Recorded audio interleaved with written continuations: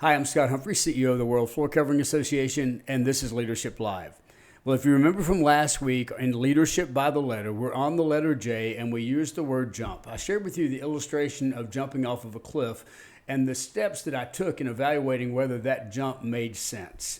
I really could have shared the story I teased you about last week with the word jump, but I've decided a better word would be the word judgment.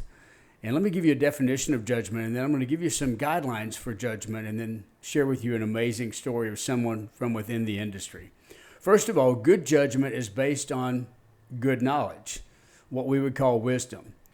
Secondly, that wisdom or knowledge can come from your own experiences, where it typically comes from, or from the experiences of others, if your ego allows you to learn from the mistakes and successes of other people. Some people feel like if it doesn't come to them through their own experience, it has no value. But the reality is, you've heard me say many times, all leaders are readers. Why do we read? Because we want to learn from the experiences of other people, their failures and their successes, and apply that to our wisdom, our knowledge base, so that we can have good judgment when it is needed.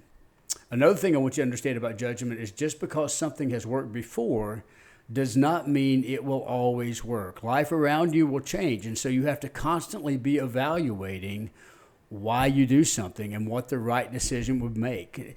What I'm saying is that's part of the reason that we read, because our judgment has to be morphed and transformed based on how life is going around us. Finally, and leading into our story today, confident judgment can be counted on in times of crisis. Listen, it's one thing to make a hiring decision because you realize that could have an impact on your bottom line. It's another thing to make a life and death decision. So I got a phone call 2 days ago from a gentleman by the name of Darren Harrison. Darren is a co-owner of a business in Lakeland, Florida called Sunshine Interiors. But you know him more because on May 10th, Darren actually took over the controls of a plane, having never flown before. He was coming back from a fishing trip in the Bahamas, and the pilot had a medical emergency. Darren, who was resting in the back with his feet up barefoot, had to rush to the cockpit and save the plane and the life of another passenger who was riding along. He shared with me this amazing story because he is a listener each week to Leadership Live, and he said, I want you to be able to share this because I want to give back to this industry. And Darren, thank you so much for permission to share your story and for the time that you spent in giving me this background knowledge. His judgment is what allowed not only him to survive, the other passenger to survive, but ultimately even the pilot who had the medical emergency to survive. Darren is sitting in the back. The pilot turns around and says, guys, I need to tell you something. They said, what is it? He says, I don't feel right. He said, well, what does that mean? He said, well, I've got a bad headache and everything's kind of fuzzy. And before they could find out what the definition of fuzzy was, he was out. And so Darren basically crawls his way to the front and grabs the throttle because now the plane is in a nosedive. And he has to have the wisdom, the judgment to handle this situation correctly or they all die. And one of the first things I thought he did that was amazing to me was instead of jerking back on the throttle, which would be the natural tendency, he slowly and gradually pulled up. And I said, why'd you do that? He said, well, I realized that if I pulled back too quickly, he said the plane could stall out, or worse, that because of the speed at which we were nosediving, the wings might simply rip off the plane.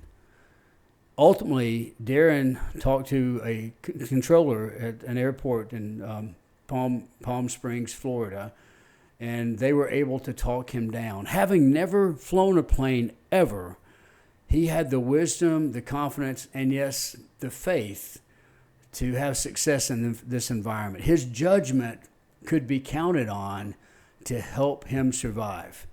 What's really amazing about the story is Darren is soon to be a father. He has a wife who is 7 months pregnant with their first child. He's 39 years old.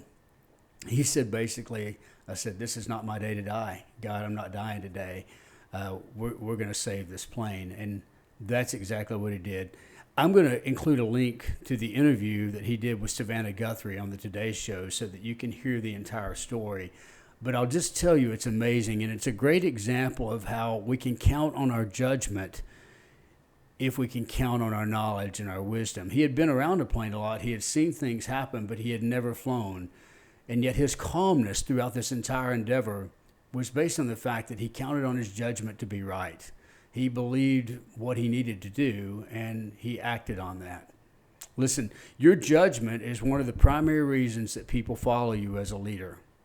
If your judgment is wrong consistently, people will drop off and they won't follow you anymore. But as leaders, we're counted on to have the knowledge to make the right decisions. That is good judgment, the ability to make considered decisions or come to sensible conclusions. Increase your judgment, your wisdom, your knowledge base. Read, turn into podcasts like this, and then go and make a difference in your life every day, because then you'll be able to count on that judgment in times of crisis. Darren, thank God you're alive, buddy. Thank you for your story, and thank you for the inspiration that you are to all of us in the flooring industry. Now, for all of you, go out there and lead.